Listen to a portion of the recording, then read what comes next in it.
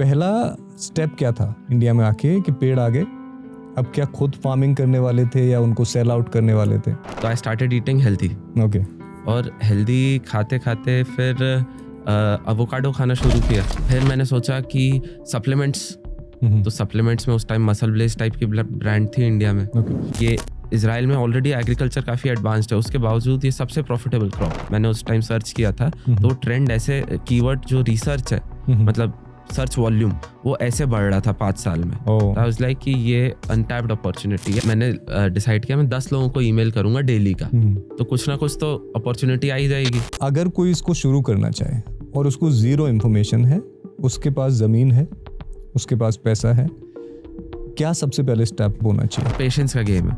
मतलब आप सोचिए यहाँ पे लोग बहुत जल्दी कंपनियां बना के करोड़पति हो जाते हैं, ये वो वाला गेम नहीं है। वाटर लॉगिंग नहीं होनी चाहिए बिल्कुल भी एवोकाडो की रूट्स के आसपास, नहीं तो 3 रातों में पौधा मर जाएगा। क्या हो रहा है ना कि हर किसी को ऑर्गेनिक का लेवल लगा के इंडिया में बेचा जा रहा है और किसी भी प्राइस में बेचा जा रहा है, कितना भी एक्सपेंसिव कर दे रहे हैं उसको, जो हालांकि नॉर्मल चीज़ है।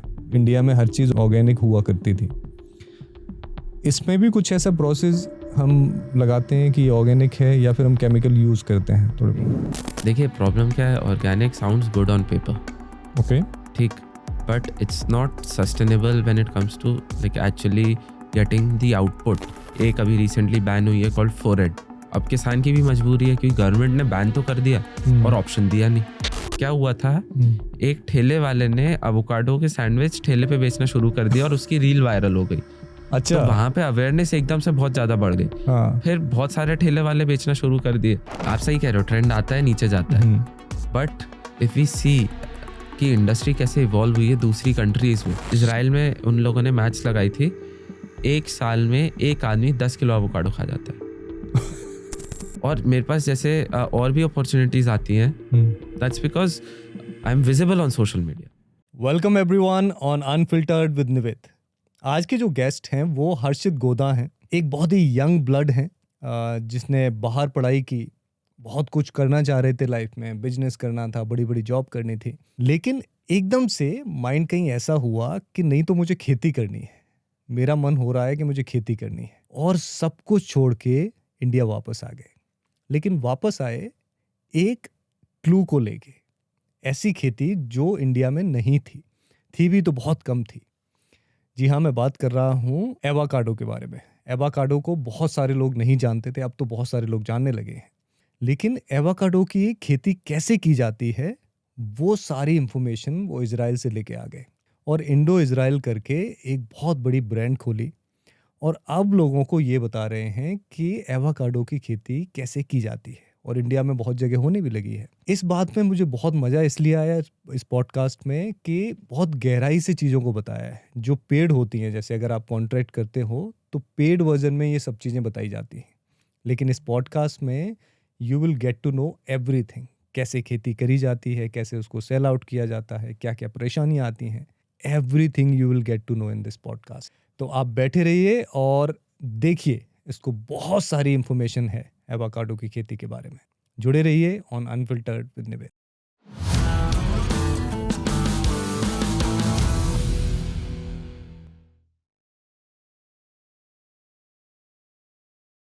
Welcome Harshit. I feel really good जब हमारे जो यंगस्टर होते हैं ना वो फार्मिंग कर रहे हो।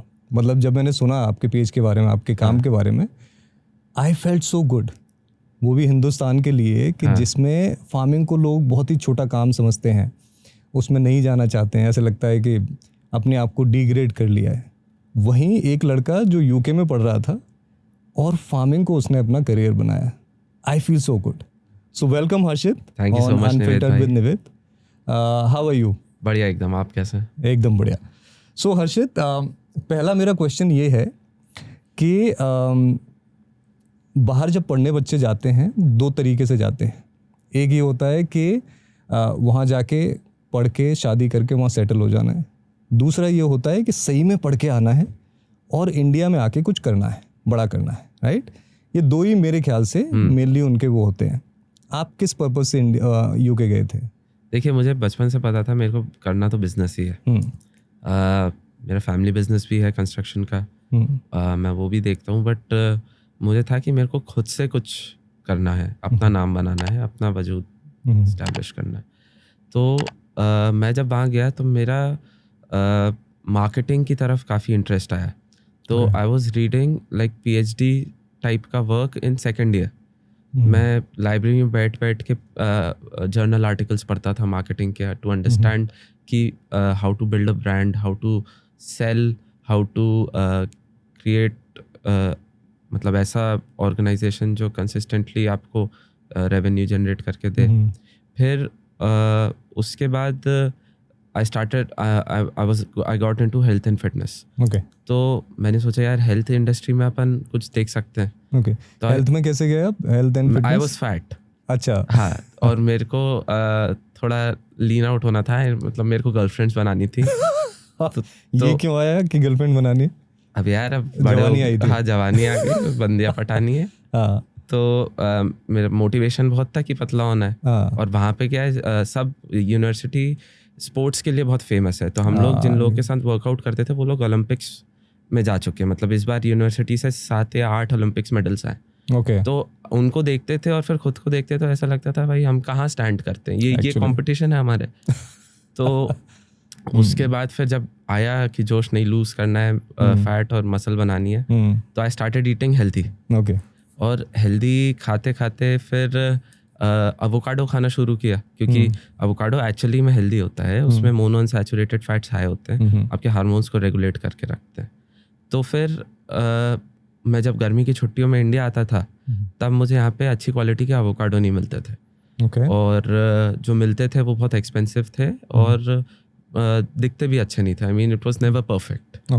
तो आई थॉट कि यार अगर, और उस टाइम मैंने एक बार, मेरे को याद है मैंने पैकेजिंग में देखा था कि उस पर लिखा था सोर्स्ड फ्रॉम इजराइल। तब मेरे को क्लिक हुआ कि अगर ये इजराइल में उगा सकते हैं और यूके में बेच रहे हैं, तो मैं इंडिया में उगा के इंडियन कस्टमर्स को तो बेच ही सकता हूँ। और उस टाइम क्या हुआ था कि हेल्थ एंड फिटनेस का ट्रेंड इंडिया में आने लगा था। तो avocado wasn't my first idea. सबसे पहले मैंने एक पर्सनल ट्रेनिंग का सर्टिफिकेशन किया था। देन आई थॉट कि मैं ऑनलाइन पर्सनल ट्रेनिंग करूँगा, बट वो दैट वाजंट वेरी सक्सेसफुल। उसके बाद फिर आई थॉट कि I will get into apparels, जो क्लोथिंग। लेकिन उसमें भी मुझे लगा like since I had the knowledge of marketing कि उसमें यार अपफ्रंट मार्केटिंग का पैसा बहुत लगेगा। कोई आप डायरेक्ट नाइकी और अंडर आर्मर इन सब से कम्पीट नहीं कर सकते। फिर मैंने सोचा कि सप्लीमेंट्स, तो सप्लीमेंट्स में उस टाइम मसल ब्लेज टाइप की ब्रांड थी इंडिया में। So you wanted to work in UK? नहीं, मुझे इंडिया में ही करना था। तो मेरे को बिजनेस, क्योंकि यूके में बिजनेस स्टैब्लिश करना खुद से बहुत डिफिकल्ट है विदाउट एनी कनेक्शंस। इंडिया में फादर है, फैमिली मेरी वेल्दी है, तो वो लोग मेरे बिजनेस में इन्वेस्ट कर सकते थे। तो आई थॉट कि, और यहाँ पे मेरे पास टाइम और लग्जरी है कि I can focus on my work completely. वहाँ पे रह के आप आधे टाइम तो बर्तन धोते रहोगे, कपड़े धोते रहोगे, सुपरमार्केट ये सबसे बड़ी बात है। तो यहाँ पे मेरे पास टाइम था, लग्जरी थी कि मैं अपना बिजनेस परस्यू कर सकूँ। तो फिर जब सप्लीमेंट्स का सोचा तब भी लगा कि अपफ्रंट इन्वेस्टमेंट बहुत ज़्यादा लगेगा, नेशनल ब्रांड बनानी है तो। लेकिन जब मैंने एवोकाडो का थोड़ा सा रिसर्च किया तब पता चला ये इजराइल की सबसे प्रॉफिटेबल क्रॉप है। ये इजराइल में ऑलरेडी एग्रीकल्चर काफ़ी एडवांस्ड है, उसके बावजूद ये सबसे प्रॉफिटेबल क्रॉप है। अच्छा। हाँ, और सारी वेस्टर्न कंट्रीज़ में जहाँ पे भी क्लाइमेट अलाउ करता है वहाँ पे एवोकाडो का प्रोडक्शन बहुत है और मैच्योर मार्केट्स हैं। लेकिन इंडिया में वो ट्रेंड आने वाला था। आप गूगल ट्रेंड्स पे जाके एवोकाडो, अगर मैंने उस टाइम सर्च किया था तो ट्रेंड ऐसे, कीवर्ड जो रिसर्च है मतलब सर्च वॉल्यूम, वो ऐसे बढ़ रहा था 5 साल में। आई वाज लाइक कि ये अनटैप्ड अपॉर्चुनिटी है, अगर मैं इसमें एस्टैब्लिश करता हूँ अपने आप को तो आने वाले टाइम में मेरे इसमें काफ़ी सस्ते में अच्छी ब्रांड बना सकता हूँ। फिर मैंने इजराइल की एवोकाडो इंडस्ट्री को कॉन्टैक्ट करना शुरू किया। मैंने उनसे कहा कि मुझे आपके यहाँ के काम सीखना है, और मतलब मैं दिन के 10 ईमेल लिखता था। मैं इंटर्नशिप में था लंदन में, इंटर्नशिप का तो कोई काम करता नहीं था। आपकी पढ़ाई पूरी हो गई थी? नहीं, बीच में थी। अच्छा, 3rd ईयर या 2nd ईयर था। ओके। इंटर्नशिप कहाँ कर रहे थे आप? IQVIA करके कंपनी है, हेल्थ केयर कंसल्टिंग है। लंदन में बेस था, किंग्स क्रॉस में ऑफिस था। तो मैं वहाँ पे काम वाम तो ज़्यादा कुछ करता नहीं था इंटर्नशिप में, मैं अपनी रिसर्च करता रहता था एवोकाडो की। बट वो करने देते थे वहाँ? तो फोकस रहते हैं कि कोई कौन काम कर रहा है कौन नहीं कर रहा है? वो मेरी जो टीम वाले थे वही आधे टाइम छुट्टी पर रहते थे। या वर्क फ्रॉम होम करते थे। तो जब ऑफिस में कोई नहीं है, मैं अकेला बैठा हूँ उस टीम में, तो कोई मेरे को पूछने देखने वाला नहीं था। जितना काम बोलते थे उतना मैं 1-2 दिन में निपटा के उनको दे देता था और बाकी टाइम अपना काम करता था। तो उसके बाद फिर मैंने डिसाइड किया मैं 10 लोगों को ईमेल करूंगा डेली का, तो कुछ ना कुछ तो अपॉर्चुनिटी आ ही जाएगी। तो आई स्टार्टेड ईमेलिंग। तो पहले तो काफ़ी लोगों ने मना कर दिया कि नहीं हमें नहीं सिखाना, टाइम नहीं है। फिर 1-2 ने बोला हम पैसे चार्ज करेंगे, और वो इसराइलीज जब पैसे चार्ज करते हैं तो बहुत हेफ्टी अमाउंट होता है। अच्छा। हाँ, और फिर फाइनली एक ने कहा कि आ जाओ, हम आपको होस्ट भी करेंगे, रहने खाने का भी कर देंगे और सिखा भी देंगे। ब्यूटीफुल। मैंने सोचा यार ये वंडरफुल अपॉर्चुनिटी है। तो ऐसे में फिर इजराइल पहुंच गया, फिर वहाँ काम सीखा ऐसे कर। सो इसका बेसिकली देखा जाए तो एक पेड़ अगर देखा जाए तो 3 या 4 साल में बड़ा होता है। हाँ, मतलब आपको 3rd year onwards commercial harvest आने लगता है। ओके, सो 1 महीना इनफ नहीं था वहाँ पे। हाँ, तो मैं 1 महीना इजराइल में था।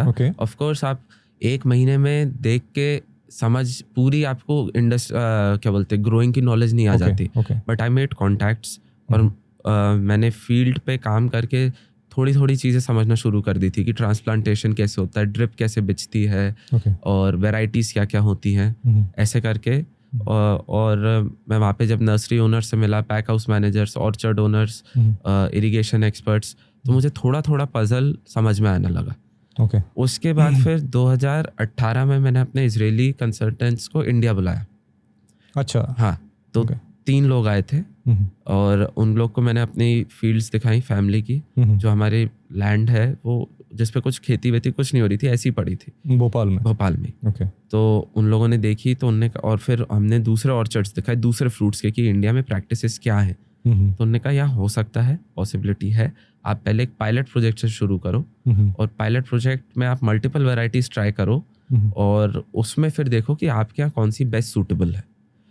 तो 2019 में आई ट्राइड कि मैं इंपोर्ट करूँगा प्लांट्स। तो बिकॉज इंडिया में जब अच्छी क्वालिटी का फ्रूट ही अवेलेबल नहीं था तो प्लांट्स भी अवेलेबल नहीं थे। तो 2019 में अब मैंने इंपोर्ट की प्रोसीजर समझने की कोशिश करी, तो उसमें इतनी ज़्यादा ब्यूरोक्रेसी है, मतलब इतने लाइसेंस लेने पड़ते हैं, nursery licence, seed dealer licence, importer exporter code, phytosanitary certificate, इस टाइप के बहुत।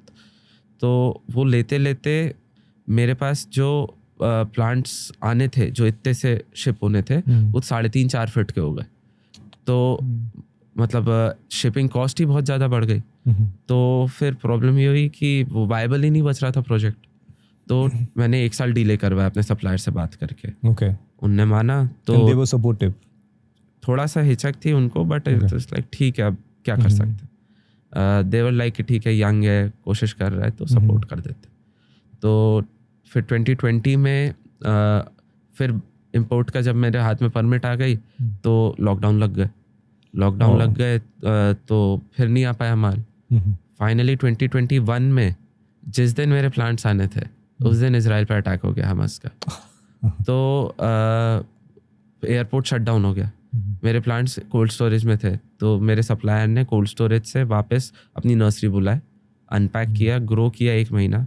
जब कंडीशन सेटल डाउन हुई तो उसके बाद फिर फाइनली जुलाई 2021 में मेरे पास फर्स्ट कंसाइनमेंट आया एवोकाडो प्लांट्स का। प्लांट्स हेल्दी थे, कोई दिक्कत नहीं थी। सो हर्षित, क्या होता है ना कि हमारा अगर माइंडसेट हो कि हमें कुछ सीखना है तो बहुत कम समय में भी बहुत कुछ सीखा जा सकता है। माइंडसेट नहीं है तो कितना भी लंबा समय हो जाए हम नहीं सीख पाते हैं। तो मैं पता था कि 1-1.5 महीने हैं, क्या क्या मुझे यहाँ से सीख लेना है। ऐसी कोई प्लानिंग थी कि बस फ्लो के साथ चल रहे? नहीं, मैं स्पॉन्ज बन गया था एकदम। मेरे हाथ में नोटबुक रहती थी, जहाँ जैसा भी कुछ भी अलग दिखता था, कुछ भी था, मैं नोट कर लेता था, क्वेश्चंस पूछता था। फिर एक बुक है एवोकाडो की, avocado botany, production and uses.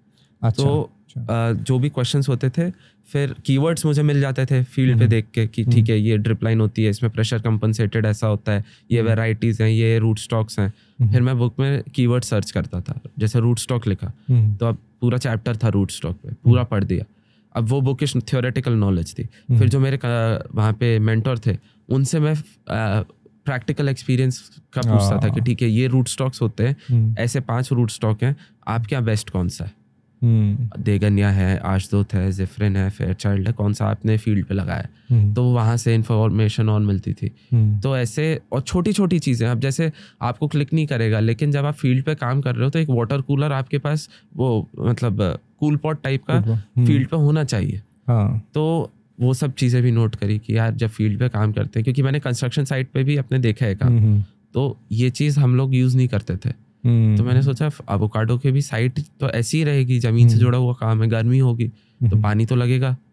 तो ये फिर जैसे ऑफिस है उनका, तो ऑफिस में कैसा सेटअप है, क्या है, कौन सी किताबें हैं, ये सब नोट किया था मैंने। तो उससे फिर और जैसे पैक हाउस में गया तो पैकिंग कैसे होती है, ट्रेस कितने केजी की होती है, इसमें काउंट्स क्या क्या होते हैं। अब जैसे 4.4 केजी की स्टैंडर्ड ट्रे होती है वर्ल्ड वाइड, ठीक, उसमें 12 to 26 काउंट्स तक का होता है।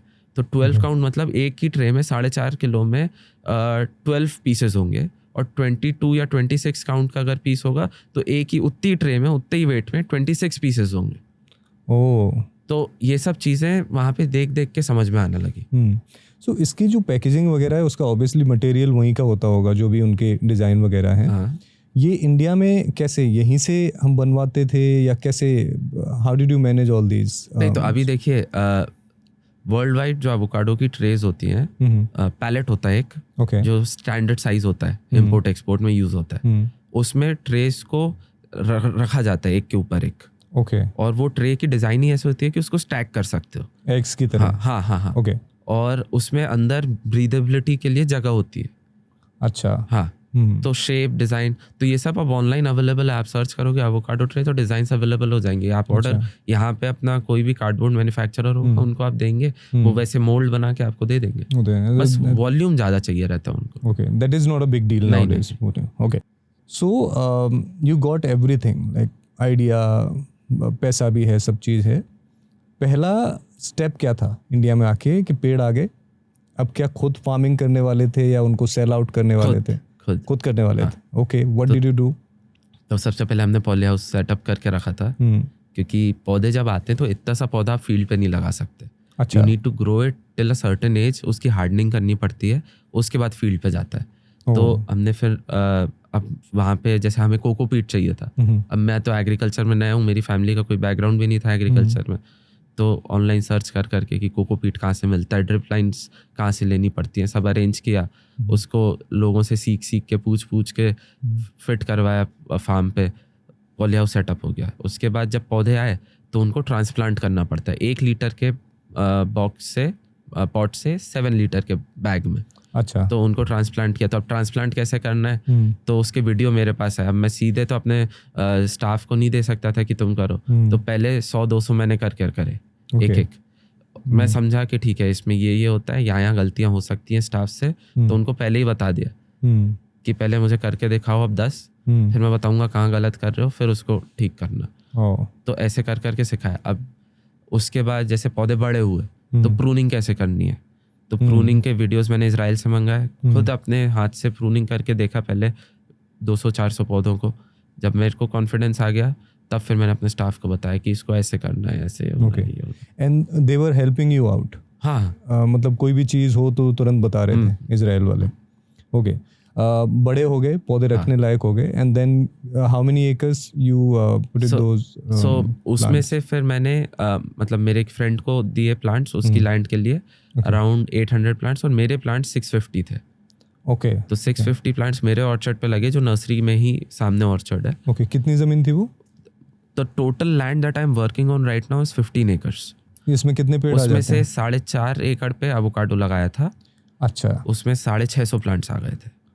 ओके, 4 एकड़ में 650? 4.5 एकड़ में। ओके, तो 15 एकड़ पे अभी क्या कर रहे हो आप? बचे हुए में ड्रैगन फ्रूट है, और 3 एकड़ और खाली था, तो उसमें अब 1 महीने पहले एवोकाडो लगाया है फिर से, और नई वैरायटीज हैं, अलग हैं थोड़ी। तो ड्रैगन फ्रूट हो जाता है यहाँ पे? हाँ, ड्रैगन फ्रूट तो हम बेच रहे हैं हर साल। अरे भोपाल में ही बेच रहे हैं। क्या बात है। लास्ट ईयर 60 टन बेचा था, इस ईयर 10 टन बेचा है। शाबाश, मतलब सारे लग्जरी में। ब्यूटीफुल। ओके, सो थोड़ा सा इसमें डीप डाउन करते हैं। Obviously you have information, you have knowledge.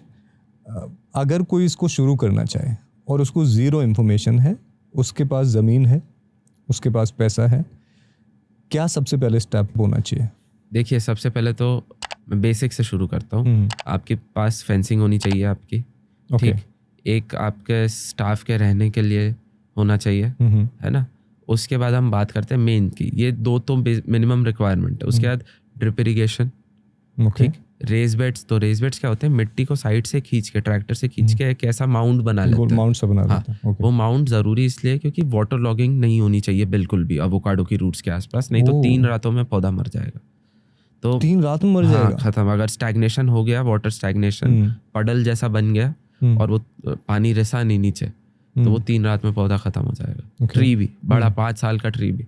अच्छा, बड़ा पेड़ भी? हाँ। तो आपको सबसे पहले ड्रिप लाइन लगवानी है, रेज बेड्स बनवाने हैं और गड्ढे करने। ओके। उसके बाद आप मुझसे 1 एकड़ के, आई वुड सजेस्ट 1 एकड़ से ट्राई करो आप पहले। ओके। बड़े स्केल पे मत जाओ, 1 एकड़ से आप ट्राई करो और फिर आप एक्सपीरियंस गेन करो over the period of next 12 to 15 months कि कैसा ग्रो हो रहा है, आप फर्टिलाइजर कितना दे रहे हो, आप खुद कितना एक्टिवली इन्वॉल्व हो इस प्रोजेक्ट में कि आप स्केल कर पाओगे, है ना। क्योंकि इट्स पेशेंस का गेम है। मतलब आप सोचिए, यहाँ पे लोग बहुत जल्दी कंपनियां बना के करोड़पति हो जाते हैं, ये वो वाला गेम नहीं है। ये आपको इसमें पेशेंस रखना है और धीरे धीरे मतलब अब पेड़ है, अपनी स्पीड से ही ग्रो होगा। तो 3 साल तो आपको पहली फ्रूटिंग में लगेगा, कमर्शियल हार्वेस्ट, जिसमें आपको पैसा कमाना शुरू करोगे। But then it's a long term sustainable business कि ये 40-50 साल तक के आपको फ्रूटिंग ला के देगा। एक बार आपने इन्वेस्ट कर दिया, केयर कर ली, टीम को सिखा दिया, उसके बाद दे कैन मैनेज। ओके। तो ये साल में एक बार आता है? हाँ, फ्रूट इस पे। ओके। फॉर एग्जांपल 1 एकड़ में हमने लगा दिए, 3 साल उसने लिए, 3 साल के बाद महीने पे लगभग कितना पैसा आ जाया करेगा? महीने से नहीं है, इसमें देखिए सीजन रहता है। अच्छा, तो इसका जो सीजन है, इसमें क्या होता है, फ्रूट फ्लावरिंग होती है मार्च में। ओके। फ्रूट सेट होता है अप्रैल में। Okay. फिर अप्रैल से लेकर सितंबर अक्टूबर तक के फ्रूट डेवलपमेंट होता है। जो इतना सा फ्रूट था वो इतना बड़ा हो जाता है। उसके बाद फिर सितंबर से दिसंबर जनवरी तक भी आप खींच सकते हो।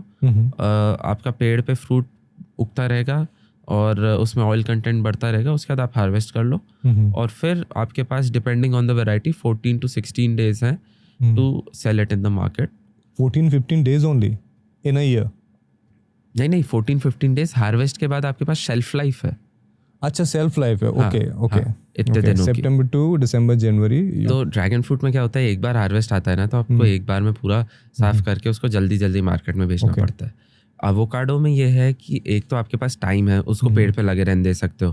अगर मार्केट में अच्छा रेट नहीं मिल रहा तो you can keep it.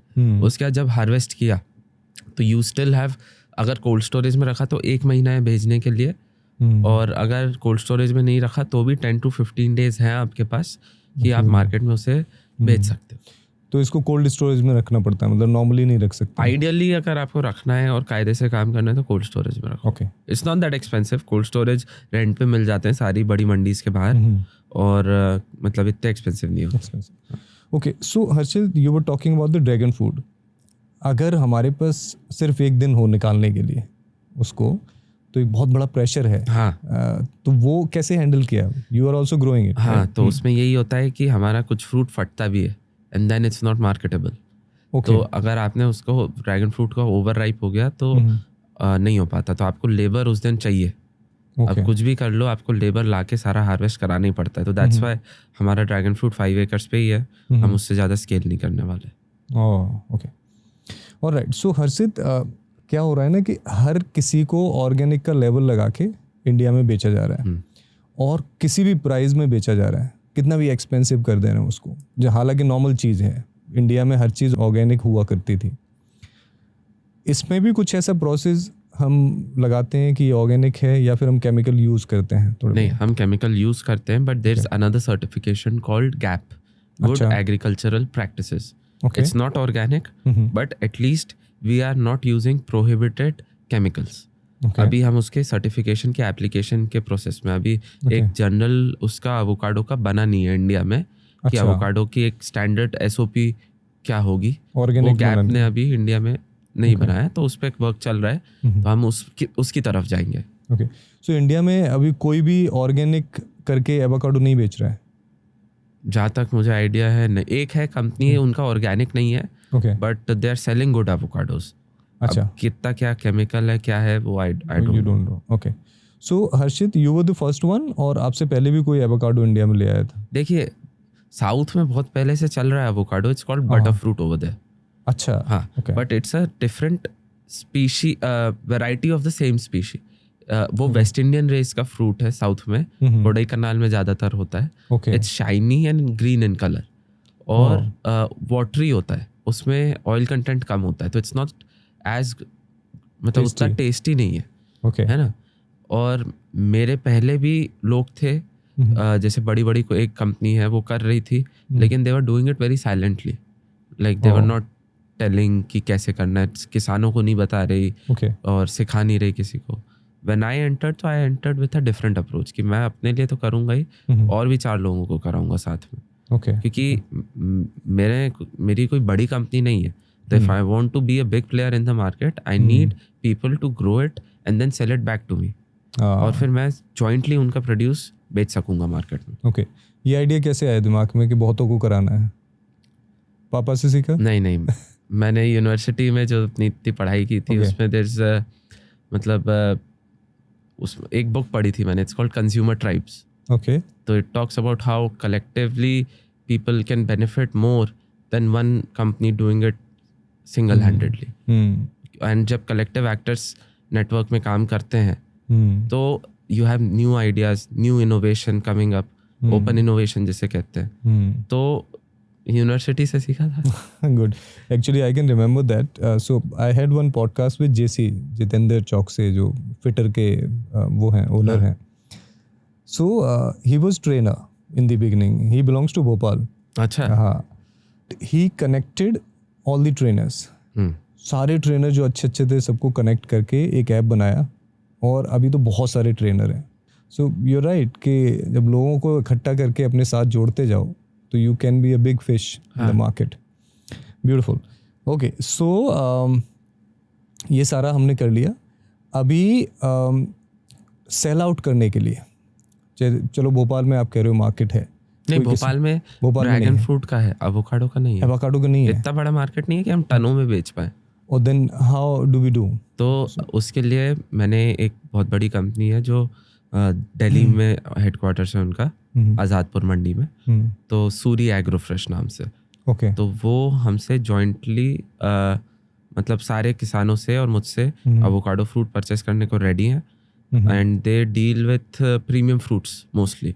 Okay, और जो एवरेज फ्रूट है उसके भी प्रीमियम वेराइटीज़ में वो डील करते हैं। साल का वो 65,000 टन का फ्रूट एंड वेजिटेबल सेल करते हैं। वाओ। तो उनसे मेरा एक MOU साइन हो चुका है। अच्छा, तो वो हमारे परचेजर हैं। वो आपके जितने भी टीम मेंबर्स हैं जिनको आपने सेल आउट किया है, मतलब जो मेरे एसोसिएट किसान हैं, हाँ, तो वो सबके लिए सबके साथ आपने खरीद लेंगे। किया? Okay, beautiful. सो मतलब देयर इज अ फ्यूचर, हाँ, वो हो सकता है। Okay, so we were talking about organic farming. Future क्या है इंडिया में? देखिए प्रॉब्लम क्या है, organic sounds good on paper, okay, ठीक, but it's not sustainable when it comes to like actually getting the output. जैसे श्रीलंका में दे ट्राइड ऑर्गेनिक फार्मिंग, और वहाँ पे द मॉडल फेल्ड, और खाने मतलब फूड की शॉर्टेज हो गई थी श्रीलंका में। अच्छा, हाँ, अगर आप सर्च करेंगे तो आएगा ऑर्गेनिक से क्या प्रॉब्लम्स आई श्रीलंका में, that will show up. Okay, I don't think you should go 100% organic. आप प्रोहिबिटेड कुछ ऐसे केमिकल्स हैं जो यूज़ नहीं करने चाहिए, like glyphosate, okay, round up नाम से आता है, वो फील्ड पे यूज़ नहीं करना चाहिए। उससे ऑटिज्म हो सकता है उनके खाने वालों, मतलब जैसे किसी ने खाया तो उनके बच्चों तक ऑटिज्म जा सकता है, जो कल को अगर बच्चे करते हैं वो। अच्छा, हाँ, तो ग्लाइफोसेट नहीं यूज़ करना चाहिए। देयर आर सर्टेन इंसेक्टिसाइड्स, एक अभी रिसेंटली बैन हुई है कॉल्ड फोरेड। तो फोरेड जो है वो स्नेक और रोडेंट रिपेलेंट है, लेकिन लोग किसान यूज़ करते हैं खेतों पे। अब किसान की भी मजबूरी है, क्योंकि गवर्नमेंट ने बैन तो कर दिया और ऑप्शन दिया नहीं कि दूसरा क्या यूज़ करें। अब उनके छोटे छोटे बच्चे हैं, खेत पे खेल रहे हैं, और सांप ने काट लिया, तो हमारे खेत पे रसल स्वाइपर निकला था। अच्छा, हाँ, इंडिया का सबसे वेनमस स्नेक है। ऑब्वियसली। तो दैट्स अ प्रॉब्लम। तो अब गवर्नमेंट अगर बैन कर रही है तो कुछ सॉल्यूशन तो दे कि भाई हम क्या यूज करें। ट्रू, एक्चुअली इंडिया में रोक तो लगा देते हैं कई चीज़ों पे, लेकिन उसका जो दूसरा ऑप्शन है वो हमारे पास नहीं होता है, स्पेशली किसानों के पास बड़ी दिक्कत है। ओके, सो हम लोग इन्वेस्टमेंट के बारे में बात कर रहे थे कि मिनिमम इन्वेस्टमेंट क्या हो सकता है कि इतने पेड़ लगाओगे तो आपका निकल आएगा जितना आपने, और लैंड कितनी होनी चाहिए? देखिए, लैंड तो यू कैन स्टार्ट विथ 1 एकड़। 1 एकड़ तो एटलीस्ट आप करो तब तो मजा आए काम करने में। ओके, 170 प्लांट्स पर एकड़ लगते हैं। 170 प्लांट, 2,500 रुपये का एक प्लांट बेच रहा हूँ मैं अभी। और 170 से 2,500 मल्टीप्लाई किया तो 4,25,000 होता है। 50,000 आपका ड्रिप का खर्चा आ जाएगा 1 एकड़ पे, और 20,000 रुपये बेड का।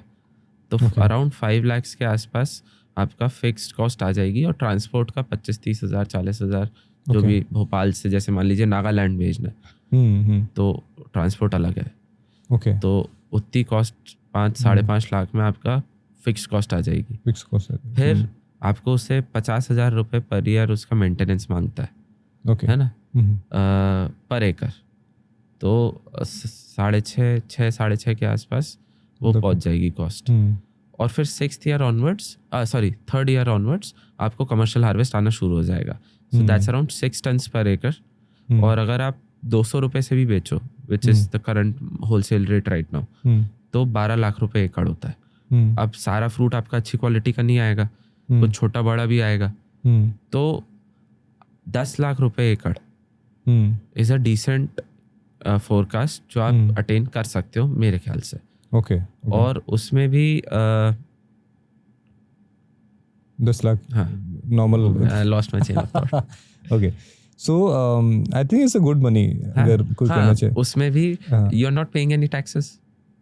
हाँ, that's a good point agriculture actually. Income is tax free. हाँ, और एक और चीज़ है जिसका ज़्यादा लोगों को पता नहीं है, अगर आपका नगर निगम सीमा के बाहर है, रूरल एरिया में एग्रीकल्चर लैंड है, तो आप उस पर प्रोजेक्ट डेवलप करके you can sell that land as an orchard, और उस पर आपको कैपिटल गेन्स नहीं आएगा। There is 0 capital gains on sale of agriculture land. Wow, मतलब हर तरह से घी, क्या बोलते हैं, हाथ कढ़ाई में और घी पता नहीं किस में। Okay, so this is good. तो राइट, सो अगर हम किसी सिटी की या क्लाइमेट की बात करें तो सबसे ज़्यादा सूटेबल क्लाइमेट किस सिटी में है इंडिया के अंदर, स्पेशली देखा जाए एवोकाडो के लिए? सबसे ज़्यादा सूटेबल तो जहाँ ऑलरेडी हो रहा है, कूर्ग, ऊटी, ओके, और भी जो साउथ के हिल स्टेशंस है ना, कुन्नूर, ये सबसे सूटेबल है। But the problem is land is too expensive over there. और बाहर का कोई जाके वहाँ पे सेटअप करे, खरीदे लैंड, वो बहुत बहुत तामझाम। So I have varieties which are suitable for different conditions. तो इसमें क्या होता है, you have the root stock that is part of the plant that is below the graft, and then you have the cultivar that is part of the plant that is above the graft. तो root stock का selection होता है आपके soil type के हिसाब से, और कल्टिवार का सिलेक्शन होता है आपके वेदर के हिसाब से। तो कल्टिवार इज जो डिफरेंट वेराइटीज है, जैसे आम में होता है ना, आम्रपाली, हापुस, सोनपरी, तोतापरी, इस टाइप से। तो एवोकाडो में होता है हास, लैम्बास, पिंकरटन, एटिंगर, ऐसे। तो ऐसे सिलेक्ट करके आप एमपी में उगा सकते। मतलब मेरे तो 12 से ज़्यादा स्टेट्स में मैं सप्लाई कर रहा हूँ एवोकाडो सभी। Okay, plants. ओके, सबसे अच्छी सिटी कौन सा कर रही है? सबसे अच्छा, देखिए, पंजाब से भी कस्टमर्स हैं काफ़ी, महाराष्ट्र, गुजरात में बहुत ज़्यादा एकदम से वो बढ़ गया ट्रेंड।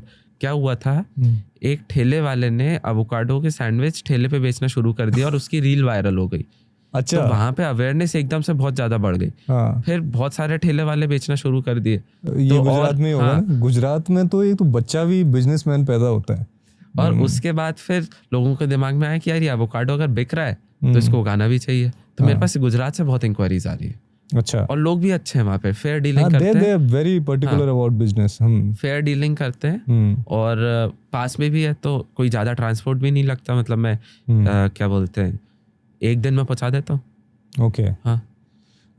अगर कोई जैसे बुला रहा है पेड़ वगैरह ये सब चीज़ें, तो सारा प्रोसेस करके देते हो कि यहाँ से कैसे उसको ट्रांसपोर्ट करना है? मैं क्या करता हूँ, जब मेरे पास ऑर्डर आ जाता है और मतलब शिपिंग हम लोग शिप सिर्फ सितंबर, अक्टूबर, नवंबर में करते हैं, ओके, है ना, क्योंकि बाकी टाइम पे वेदर कंड्यूटिव नहीं होता प्लांटेशन के लिए।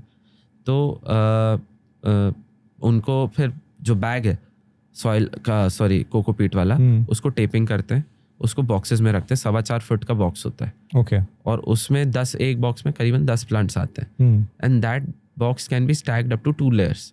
तो उसको फिर ट्रक में लोड करके देन वी सेंड इट। उसके साथ हमारा एक बंदा भी साथ में जाता है, एंड ही मेक श्योर कि सब कस्टमर्स को, जैसे अब गुजरात में 4 कस्टमर्स का डिलीवर करना है, तो और चारों अलग अलग जगह है, तो वो हर क्या जाएगा, उतरवाएगा, सिग्नेचर लेगा कि उसको सेफली मिल गए, ऐसे दूसरे तीसरे का, और फिर वापस आता है। तो हम इतना करके देते हैं। नेक्स्ट हमारा स्टेज ये रहेगा कि हम प्लांटिंग में भी, जैसे अभी मेरे जो मेन सुपरवाइजर जो मेरा काम देखते हैं, तो उनको मैंने पुणे भेजा, एक कस्टमर क्या उनके वो प्लांटेशन करा रहे हैं, तो हम ऐसे जो को हेल्प चाहिए उनको हेल्प भी कर रहे हैं, है ना। उसका ऑब्वियसली एक माइनर सा चार्ज है, कोई ज़्यादा हाई चार्ज नहीं है। प्लस मैंने यूट्यूब पे 300 से ज़्यादा वीडियोस बनाए on avocado farming, okay, that's it. तो एवोकाडो उसमें काफ़ी मैंने अपनी फील्ड के प्रोजेक्ट्स दिखाया, मतलब अपने प्रोजेक्ट के बारे में दिखाया कि जैसे प्लांटेशन कैसे करना है, 7 ऐसी क्या गलतियां हैं जो ट्रांसप्लांटेशन में प्रॉब्लम आती हैं, फिर क्या क्या बीमारियां हैं। उसके अलावा मैंने पॉडकास्ट शूट किए हुए हैं, मतलब जूम पे, जो वर्ल्ड के एवोकाडो एक्सपर्ट्स के साथ हैं, ब्यूटीफुल, और उनसे मैंने डिस्कस किया है कि भाई कैलिफोर्निया में एवोकाडो की खेती कैसे हो रही है, मेक्सिको में कैसे हो रही है, ऑस्ट्रेलिया, इजराइल, ऐसे करके। तो सब जगह का experience I try to share that on my channel. Okay, तो जैसे सब कि कोई भी एक डिसीजन ले कुछ करने से पहले अपनी फील्ड पे, तो वो मेरा चैनल देख ले, कंटेंट देख ले, उसके बाद एक एजुकेटेड डिसीजन ले। लोग, किस नाम से चैनल है आपका? Indo Israel avocado, okay, avocado. So people can watch, whoever is subscribe कर देना। ओके, सो हर्षित, क्या होता है ना, किसी भी चीज़ का एक ट्रेंड आता है, और उस टाइम आजकल तो स्पेशली कोई भी ट्रेंड आता है तो बहुत क्विकली ऊपर जाता है और एकदम से डिप डाउन करता है जाके। एवोकाडो को हो सकता है अभी तो बहुत ज़्यादा है, मतलब बहुत लोग पसंद करने लगे हैं उसको, हो सकता है 2-3 साल में नीचे जाए, फिर क्या है? देखिए, दैट्स हार्ड टू से, बिकॉज आप सही कह रहे हो, ट्रेंड आता है नीचे जाता है, बट इफ वी सी कि इंडस्ट्री कैसे इवॉल्व हुई है दूसरी कंट्रीज में, कैलिफोर्निया में, इजराइल में, ऑस्ट्रेलिया में, न्यूजीलैंड में, जहाँ पे ये नेटिव क्रॉप नहीं थी, ओरिजिनली ये मेक्सिको की है, तो ऐसा नहीं है कि ट्रेंड खत्म हो जाएगा। इट्स जस्ट दैट कि एक इक्विलिब्रियम अटेन कर लेगा, मार्केट डिमांड और मार्केट सप्लाई मैच होने लग जाएगी। जैसे एप्पल है, एप्पल के बारे में इतना क्रेज नहीं है, बट जिसको एप्पल खाना है उसको 12 महीने एप्पल मिलेगा मार्केट में, और एप्पल के किसान आज भी धंधे में प्रॉफिट कमा रहे हैं। ऐसा नहीं है कि प्रॉफिट नहीं कमा रहे, अच्छा पैसा कमा रहे हैं, पूरी इंडस्ट्री मैच्योर हो चुकी है। इट्स अ 12 month लॉन्ग, मतलब सप्लाई चेन सेट हो गई है उसकी। तो एप्पल, और मेरे को एवोकाडो का फ्यूचर एप्पल जैसा ही दिखता है, ओके, आगे जाके। सो एवोकाडो को मैक्सिमम अगर हम करना चाहें, फॉर एग्जांपल कि पूरे साल हमें प्रोवाइड कराना है किसी को, इज देयर एनी पॉसिबिलिटी? मुश्किल है, we can try for 8 months, 6 to 8 months। वो भी ऐसे कि जब आपके पूरी कंट्री इंडिया में अलग अलग लोकेशन पे फार्म हो। You have a farm in south India, south में भी सबसे नीचे हो तमिलनाडु, फिर ऊपर आए हैदराबाद, फिर और ऊपर आए तो मध्य प्रदेश, गुजरात, फिर और ऊपर आए तो पंजाब, नॉर्थ ईस्ट, है ना। तब जाके वेदर की वजह से थोड़ा थोड़ा डिफरेंस आएगा फ्रूटिंग पीरियड में, फ्रूटिंग का हार्वेस्ट टाइम में, ओके। तब you can try for 8 months। उसके बाद भी आपको 4-5 महीने इम्पोर्ट करना ही पड़ेगा, ओके। अच्छा, जो इजराइल है वहाँ पूरे साल होता है?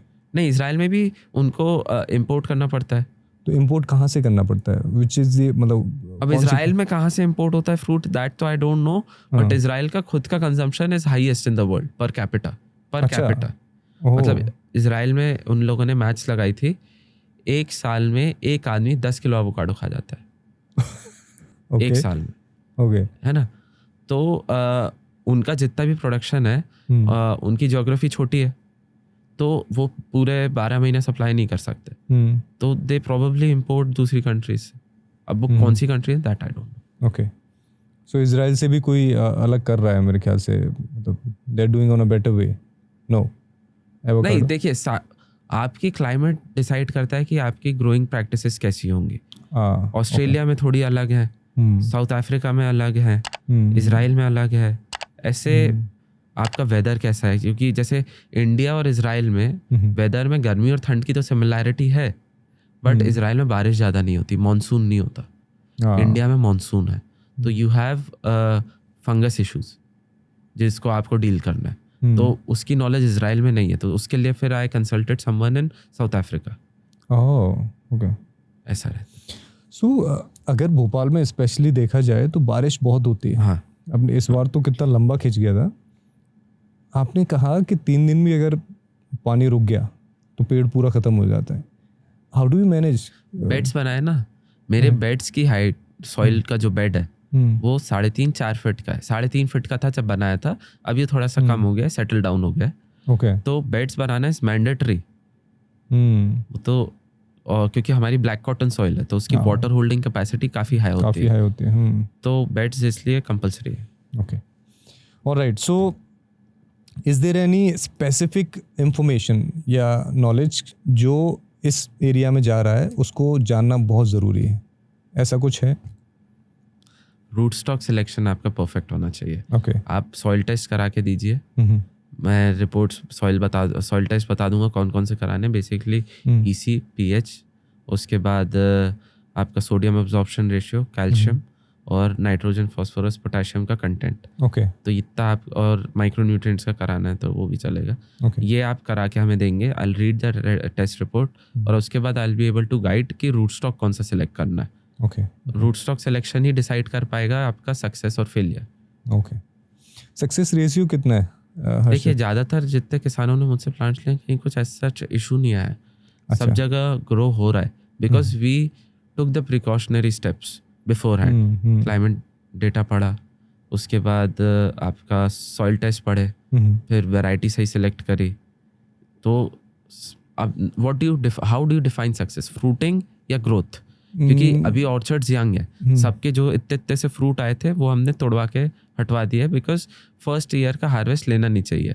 अच्छा, हाँ, क्योंकि when the plant is young तो it should not focus on reproductive growth, it should focus on vegetative growth. हाँ, ओके। तो सिमिलरली हमने सारे कस्टमर्स से बोला कि आप प्रून कर दीजिए। तो अभी फ्रूटिंग नहीं आई है but the growth is very promising. हाँ, so I was talking about success of the growth. हाँ, मोर्टालिटी कम है। ओके, अब देखिए 2-4%, 5% की मोर्टालिटी आएगी, फार्मिंग में कॉमन होती है। अब हर चीज़ें कंट्रोल में नहीं आ सकती। हो सकता है उस जमीन पे उस पर्टिकुलर पॉइंट पे नीमाटोड हो या फाइटोप्थोरा हो या कोई बीमारी या मिट्टी ठीक नहीं हो, कुछ हो। तो अब मिट्टी चेक करने का बोल रहे थे, वो क्या मतलब उससे? सॉइल टेस्ट तो आप सैंपल लेते हो ना अपनी पूरी लैंड का, तो सैंपल से कितनी चीज़ें समझ में आएंगी। अब उस सैंपल यहाँ का लिया और यहाँ पे कई प्रॉब्लम है, रेयर होता है बट हो सकता है। और उस एरिया के जितने भी पेड़ होंगे वो डैमेज हो जाएंगे। उतने से एरिया के अब दीमक लग जाए उसी एरिया में, तो दीमक लगे और आपने दीमक की दवाई स्प्रे नहीं करी तो फिर प्रॉब्लम हो जाएगी। तो एक तरह से ये ऐसा बेबी है जिसको बहुत ही उससे संभाल के रखना है। आइडियली आपको पहले 6 महीने बहुत अच्छे से ध्यान देना है, उसके बाद तो टेंशन फ्री है, मतलब सिर्फ पानी बचाना है फिर। ओके, सो अब थोड़ा सा हर्षित, एक यंग आदमी जब किसी ऐसी उसमें जाता है एरिया में, उस पर थोड़ा सा जाते हैं। देखो क्या हुआ है कि 1-2 साल में आफ्टर कोविड अगर देखा जाए तो बहुत जल्दी बच्चे पैसे वाले होना चाहते हैं, क्योंकि सोशल मीडिया पे बहुत ही फेक लाइफ है। हर कोई ऐसा दिखता है कि बहुत पैसा कमा लिया है, गाड़ी में घूम रहा है, ये कर रहा है, वो कर रहा है। तो जो अपना काम कर भी रहा है अच्छे से, उसे भी लगता है कि मैं कुछ गलत कर रहा हूँ, बहुत स्लो जा रहा हूँ। बाकी के लोग तो बड़ी जल्दी आगे। मुझे ही लगता है, मैं 2017 में इजराइल गया था। हाँ, मैं लोगों को जानता हूँ जिन लोगों ने मेरे साथ बिजनेस, मेरे टाइम पे बिजनेस शुरू किया, उनकी करोड़ों की कंपनी बन गई। करोड़ों की कंपनी रियल में बन गई कि दिखने में? अब वो मेरे को रियल नहीं पता। हाँ, सो दे आर पॉसिबिलिटीज कि सच्चाई कुछ और हो। इसको कैसे हैंडल करते हो? ये बहुत अच्छी बात है कि आप भी उससे गुजर रहे हो। How do you manage mentally? यार, if you have a sound strategy and a sound plan of action, और पता है कि कब जाके अगर पिवट करने की कोशिश कर, मतलब पिवट करने की रिक्वायरमेंट हो, थोड़ा बिजनेस मॉडल में चेंज करना है या स्ट्रैटेजी में चेंज करना है, तो अगर आपके पास साउंड प्लान हो, स्ट्रैटेजी हो, तो आप फोकस करके बस करते रहिए. Forget about what the world is doing, just keep your head down and do the work. And I would suggest कि make yourself available and approachable on social media, क्योंकि उससे अपॉर्चुनिटीज खुलती है. मेरे बिजनेस में आज जितनी भी अपॉर्चुनिटीज मेरे को डेली कुछ ना कुछ नया अपॉर्चुनिटी आता है. तो वो that's because of my social media presence. आप I would suggest document your journey. Obviously इतना मत सोचो कि कैसा एंगल से कैसा दिख रहा है, क्या है. कैमरा लो और सेल्फी वीडियो ऑन करके शूट करके start uploading. Over a period of जब आप 100-200 बना लोगे, तब तो यू विल अंडरस्टैंड कि आपको क्या व्हाट्स योर वॉइस. सही बात. और उसके बाद आपको लोग अप्रोच करना शुरू करेंगे, तो आपको ऐसी अपॉर्चुनिटीज, ऐसी पार्टनरशिप्स मिलने लग जाएंगी जिससे you can strengthen your position in the market. Suri ji ने भी जब मेरे को अप्रोच किया था, तो that was Surya Agrofresh. Okay. तो मैंने उनको 2019 में उनकी कंपनी को लिखा था. I got no reply, but मेरा कोई वीडियो वायरल हो गया सोशल मीडिया पे. उसके बाद सूरी जी से मेरी डायरेक्ट कांटेक्ट हुआ एंड उनने फिर हमारे बहुत अच्छे टर्म्स बन गए, फैमिली के भी. और he approached me because of my social media presence. True. और मेरे पास जैसे और भी अपॉर्चुनिटीज आती हैं, that's because I am visible on social media. 100%. और यही लोग मेरे ख्याल से सबसे बड़ी गलती कर रहे हैं कि वो प्लानिंग कर रहे हैं कि एक गुड वीडियो, बहुत अच्छा वीडियो जब बनाएंगे तब हम सोशल मीडिया पे जाएंगे. You're right. मेरा भी जो फर्स्ट वीडियो था ना, बड़े प्रेशर में दोस्तों ने बोला कि बना पहला, और बनाया. देन ग्रेजुअली आप सीखते चले जाते हो चीज़ें. Rightly said. इस चीज़ के शायद मुझे लगता है बहुत लोगों को अच्छा मैसेज मिल जाएगा. ओके. सो सारा डिसीजन ले लिया, पैसा भी आना शुरू हो गया, सब चीज़ें हो गई. How do you see your self now कि भाई मैं सही जा रहा हूँ, कि अभी भी मुझे लगता है कि मैंने कुछ गलत ले लिया है डिसीजन? नहीं, अब तो बिल्कुल लगता है कि सही जा रहा हूँ. अच्छा. और अब इतना कॉन्फिडेंस भी आ गया है कि I can pursue other businesses. Okay. एक सेल्फ कॉन्फिडेंस भी होना चाहिए ना कि मैं कर भी पाऊंगा कि नहीं. वो फीलिंग नहीं है अब ये हो गया कि मैंने इतना टफ खेती का काम कर लिया, तो मैं साथ में दूसरे काम भी कर सकता हूँ. जैसे मैं खुद बताऊँ, मैं ट्रेडिंग में घुस रहा हूँ इसकी. तो मैं एवोकाडो इंपोर्ट करूंगा तंजानिया से और सेल करूंगा इंडिया में. इट्स चैलेंजिंग, आसान नहीं है, बट ये है कि जब मैं अपना ट्रैक रिकॉर्ड देखूं कि मैंने यार 5 साल में इतना तो कर दिया, तो ये भी हो ही जाएगा. 0 से मेरे ख्याल से. ठीक है, मेरे पास बैकिंग थी, एक सपोर्ट था फैमिली का. सबको वो नहीं मिलता, बट आपके पास जो है उससे शुरू तो करो. इंटरनेट है, स्टार्ट डॉक्यूमेंटिंग योर जर्नी. लोगों से जाके बात करो. अब इजराइल का आइडिया मेरे को किसी ने डाला नहीं था, वो तो मेरे को खुद ही आया ना. फिर मैं गया इजराइल, रह के आया वहाँ, तब जाके 4 चीज़ें और सीखी. आपको ज़रूरी नहीं है दूसरे देश जाना पड़े, आप पल्सेस में ये काम कर सकते हो. आप ICAR जो पूसा दिल्ली में एग्रीकल्चर का सबसे बड़ा रिसर्च सेंटर है, वहाँ पे आप जाइए, वहाँ पे साइंटिस्ट से बात कीजिए कि नई वेराइटीज़ क्या आई हैं, नई टेक्नोलॉजी क्या है. उसमें से कुछ लेके आप अपने गांव में या अपने सिटी में उससे एक्सपेरिमेंट करके देखिए and document the entire thing. तो उससे क्या होगा, you will have a track record of work, एक पोर्टफोलियो. लोगों को समझ में आया कि he is serious, he is doing something. तो फेल होता भी है, तो you have the permission to fail. Is there any future fruit जो लगता है कि वो भी आने वाला है? ब्लूबेरी आ रहा है. और उसके बाद मुझे लग रहा है मैकेडेमिया करके एक नट होता है, जो नेटिव है ऑस्ट्रेलिया का, बट साउथ अफ्रीका में भी उसकी बड़ी खेती होने लगी है. I think blueberry and macadamia have potential. Macadamia what is that? कैसा नट होता है? अब मतलब ऐसा गोल होता है, उसको क्रैक, अखरोट जैसा, उसको क्रैक करके उसके अंदर से एक नट निकलता है. It's healthy. Okay, that's Australian one. Australian native है. इंडिया में अभी नहीं है, बहुत कम लोग कर रहे हैं.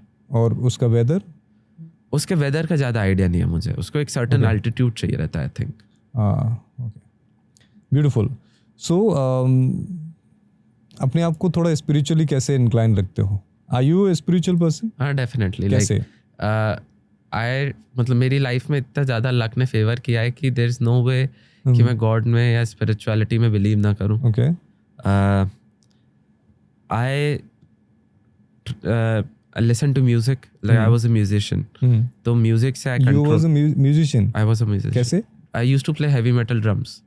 वाओ, हाँ, स्टिल यू नो? अब बजाता नहीं हूँ बट ड्रम्स रखे। रॉबिन है क्या अपने में?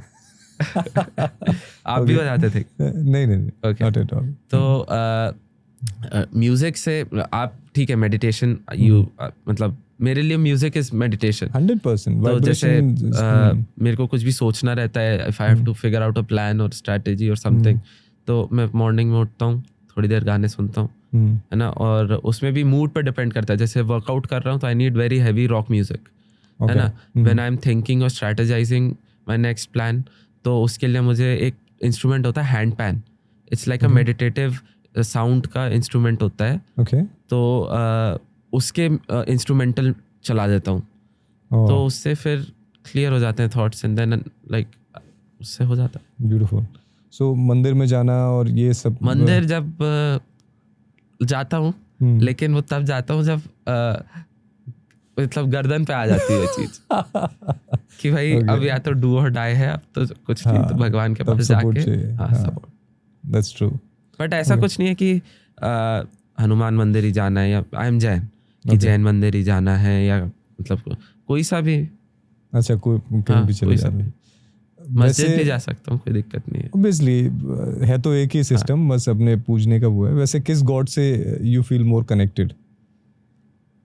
किस गॉड से? बुद्धा। बुद्धा? हाँ। फिर तो वो जो अभी स्टैचू देख के कुछ अच्छा लगा होगा। Okay, so what about your personal life? क्या होता है कि जब हम बिजनेस में बहुत ज़्यादा घुसे हो ना, तो अपनी जो पर्सनल लाइफ है, लव लाइफ है, इसको कहीं ना कहीं थोड़ा सा साइड में रख देते हैं। लकी हैं तो कुछ ऐसा पार्टनर मिल जाता है जो आपके साथ ही काम कर रहा है, आपकी तरह सोचता है। आप कौन से उसमें थे कैटेगरी में? डिड यू फाइंड समवन जो आपकी हेल्प हो, या फिर एक अलग टाइम था ये? देखिए, मेरे साथ सबसे बड़ा बेनिफिट है, आई हैव ब्रदर्स। तो मेरा बड़ा भाई है और मेरे 2 कजिन्स हैं, हम लोग जॉइंट फैमिली में रहते हैं। तो मैं इतना सोशल पर्सन नहीं हूँ, मैं इंट्रोवर्टेड हूँ काफ़ी, कॉन्फिडेंटली इंट्रोवर्टेड। तो मैं उनके थ्रू लोगों से मिल लेता हूँ। जब उनके फ्रेंड्स है फिर वो ही मेरे भी फ्रेंड्स बन जाते हैं। But I am not very active in like social media पे। वो ग्रुप्स होते हैं ना, व्हाट्सएप ग्रुप पे सब में उतना, और ग्रुप पॉलिटिक्स उस सब में इतना नहीं घुसता।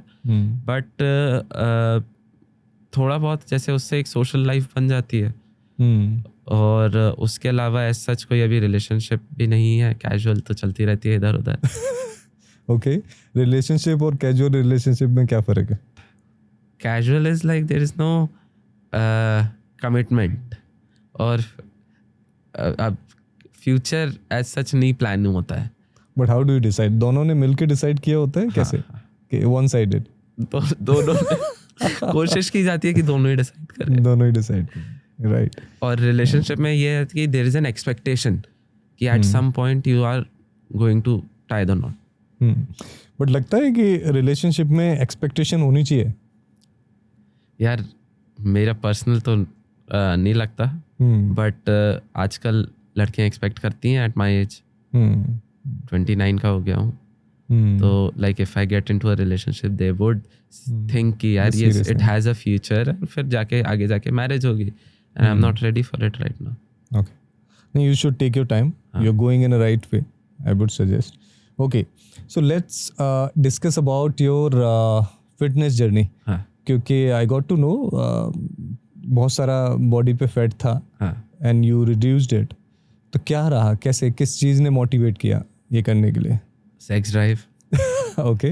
तो क्या था कि during my university time I was, मतलब मैं जिम तो 2013 से जाना शुरू कर दिया था, but I was unable to find the right way कि मैं कैसे फैट लूज करूं, कैसे मसल गेन करूं, क्योंकि फिटनेस की इतनी ज़्यादा फेक इन्फॉर्मेशन यूट्यूब पे है कि you don't know who's right who's wrong when you are a noob. तो यूनिवर्सिटी में जाके फिर I came across a blog called skinny fat transformation. Okay. तो उसमें जो बंदा है, he had skinny arms and बहुत सारा फैट है इधर, ठीक। और मैंने देखा यार इसकी बॉडी और मेरी बॉडी सेम है और इसने करके दिखा दिया, तो मैं भी कर सकता हूँ। तो हिज फोकस, उसकी अप्रोच क्या थी, that was different. His focus was not on high protein, his focus was on high fats, because healthy fats, okay egg yolk, olive oil, guacamole, इस टाइप की चीज़ें। प्रोटीन आपको चाहिए, लेकिन एक्सेसिव प्रोटीन से कोई एक्सेसिव मसल नहीं बन जाएगा, लेकिन हाई फैट से आपके बॉडी के हार्मोन्स बैलेंस हो जाएंगे, like testosterone and estrogen. Okay हाँ, तो और कार्ब्स भी थोड़ा सा रिड्यूस, क्योंकि उस टाइम पे बॉडी को कार्ब्स की उतनी नीड नहीं है जिस स्टेज पे हम लोग थे, मैं था, तो कार्ब्स बहुत कम कर दिए थे, 100 ग्राम्स 50 ग्राम्स के आसपास था। हाई फैट था, हाई प्रोटीन था। ऐसी डाइट मैंने काफ़ी टाइम तक रखी। हाई फैट में क्या था?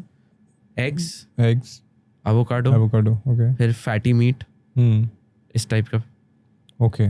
और प्रोटीन में तो चिकन ब्रेस्ट और whey protein, eggs, again egg whites. कितना प्रोटीन लेते थे दिन में यार उस टाइम पे तो आई थिंक 150 ग्राम्स के आसपास ही लेता था, ज़्यादा नहीं। और फैट भी अच्छा खासा था, कार्ब्स कम थे। और उससे I lost a lot of weight, I got very lean, okay, skinny एकदम। उसके बाद आई हायर्ड दैट गाय, वो स्किनी फैट ट्रांसफॉर्मेशन वाला जो था उसको मैंने हायर कर लिया था। Hire in the sense you took personal trainer, online personal trainer. Must be expensive. हाँ, उस time okay, I saved up. मैंने अपनी जो मेरे को घर से पॉकेट मनी मिलती थी ना, उससे मैंने सेव अप करके उसको आई हायर्ड। तो क्या नाम बताया था उसका? Skinny fat transformation. ओके। तो skinny fat is like a body type, जब आप पूरे बाहर से स्किनी हो, हाथ पैर लिम्स, और आपका सारा फैट यही है। तो उसका फिर फोकस पूरा हार्मोन्स पे था। वो मुझसे रेगुलरली हार्मोन टेस्ट करवाता था, टेस्टोस्टेरोन का लेवल्स क्या है, एस्ट्रोजन का लेवल्स क्या है, डाइट कैसी चल रही है, वर्कआउट कितना चल रहा है, सब उसने ट्रैक करके रखा था। दिस वाज बैक इन 2015 या 16। ओके। उसके बाद फिर जब मैं लीन हो गया, then his focus was on 2 or 3 main exercises, pull ups, diamond push ups and squats. अच्छा। हाँ, तो पुल-अप्स पहले मुझसे एक भी नहीं होते थे, धीरे धीरे करके I build it up to 25। हाँ, नॉट बैड। और उसके बाद फिर काफ़ी मतलब मसल मैंने सिग्निफिकेंट गेन कर लिया था। At university I was at around 75-76 kgs। What's your height? 5'11" university में। अभी आई एम 80। तो उसके बाद फिर तो अब मैं सीख गया पूरा। तो अब मैं अपने विल के हिसाब से रेगुलेट कर लेता हूँ, कब बल्क करना है, कब कट करना है। और अभी भी जैसे पुल-अप्स में देखा जाए, अभी तो नहीं हो पाता है बिकॉज मैंने कट किया और मेरे कार्ब्स अभी भी कम है, बट थोड़े महीने पहले I was able to do 40 kg pull ups, मतलब 40 kg लटका के फिर पुल-अप कर रहा था मैं। Not bad. 8 सेट, और 40 kg के साथ 8 सेट। 8 सेट मतलब कितना? अच्छा, एक 40 kg लटका है। 40 kg लटका है। कितने किए पुल-अप्स? उसके बाद पहले सेट में किए 6 से 7 reps, दूसरे सेट में किए 5, फिर तीसरे में 4, फिर चौथे में 4, 3-3-2, ऐसे कर। लड़का डरा रहे हैं। आप तो जैक्ड हो, आप लोग जेनेटिकली गिफ्टेड हो, हम लोग को मेहनत करके करना पड़ा। ऐसा नहीं है, but it's a very hard workout, you know, काफी कुछ डालना पड़ेगा ये करने के लिए, but congratulation, it's a really good workout. Then what happened? उसके बाद फिर बॉडी बन गई, तो फिर फिर बॉडी बन गई, फिर उसका यूज किया। That's beautiful. Okay, so pull-ups definitely, back workout is my favourite. Okay. Incline bench और स्क्वाट्स में कम करता हूँ, आई विल बी ऑनेस्ट। पसंद नहीं करता, मुझे लग रहा है वर्ल्ड के अंदर किसी को स्क्वाट्स पसंद नहीं होंगे। बट करना पड़ता है अभी बीच। और पता है क्या होता है कि जब आप काम वाम में रहते हो ना, तो इतना, जैसे I was not working out properly this year since January. फिर अब जब नहीं हो पा रहा था, फिर आई हायर्ड, मैंने अपना पर्सनल ट्रेनर, मतलब भोपाल में ही जो तरुण करके हैं, जूना में है, उनको हायर कर लिया कि भैया आप करा दो, आप जो बोलोगे, जैसा बोलोगे अभी कर लूंगा, बस मेरे को रेगुलर करा दो। But you go to gym? हाँ, जिम। अच्छा, ओके। तो रेगुलर उनसे बोल दिया कि आप कराओ, क्योंकि क्या होता है जब when you have someone's expectations to meet ना, तो यू बिकम मोर, मतलब वो फिर हैबिट बन जाती है। अब मुझे पता है कि अगर तरुण ने बुलाया है तो I can't let him down, I have to do it. तब मूड नहीं भी कर रहा तो I will go to the gym, कुछ नहीं होगा तो आधा घंटा वर्कआउट करके आऊंगा, लेकिन आऊंगा। कितना दूर है घर से जिम? पैदल है, मैं पैदल चले जाता हूँ। That's a very good thing, क्योंकि जिम आपकी पैदल चलने तक ही होना चाहिए, नहीं तो आप कई बार रह जाते हो। Beautiful. So thank you so much Harshit, मज़ा आया मुझे तो बहुत ना बात करके। खेती से लेके पर्सनल लाइफ से फिटनेस सब में चले गए, which is very good. Thank you so much Harshit for coming. Welcome.